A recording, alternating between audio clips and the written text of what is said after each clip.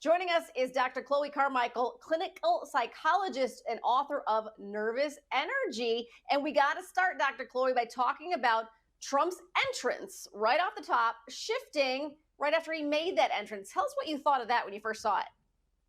Yeah, that was such an interesting entrance because although he had a vocal tone and his words were actually sounding rather controlled and calm at the beginning, right at the very start, he was shifting his weight back and forth and he had a lot of energy coming out of his body. His feet were even tapping the ground a little bit instead of standing calmly. He was ready for a fight. Yeah, and it was quite a fight there. You see that shifting and that tapping that you're talking about. Also, when you talk about body language and reactions to it, let's actually take this look at this one clip regarding Vladimir Putin. I've gone head to head with Putin and made it clear to him we're not going to take any of his stuff. He's Putin's puppy. He still refuses to even What do you react to that? Not only Joe Biden's body language, but also the president's reaction there. Yes, we call that a symbolic weapon gesture, actually. So, what he's doing there, and that's actually quite rare for Joe Biden, whereas Trump makes those types of gestures quite often. But for Biden, it's a little bit more rare. So, he must have been feeling extremely passionate about that Putin's puppy comment. Interesting. Well, there were a lot of moments where President Trump showed that he was angry. But we have one here. Just looking at this image here, what do you see?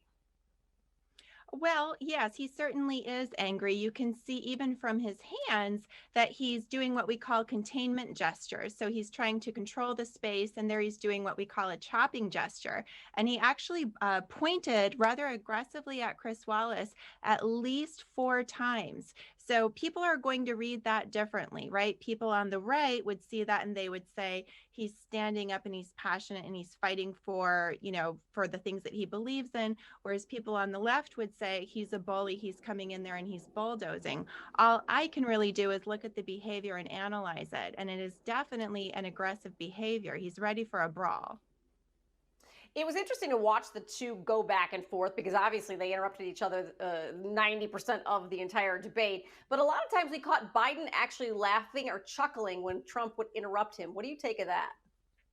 Well, that's an interesting one, too, because most of the time when Biden would laugh or chuckle, he would also look down, which we would normally think of that as a sign of stress or as a sign of dismissiveness, that he just wasn't even going to engage. There was one time, though, where you see that Biden keeps looking right at Trump the whole time and doesn't look away. And that was the time when Chris Wallace was saying, "No, sir, President Trump, it's you who's doing most of the interrupting." And that was what got an unbridled laugh from Biden without any break in eye contact.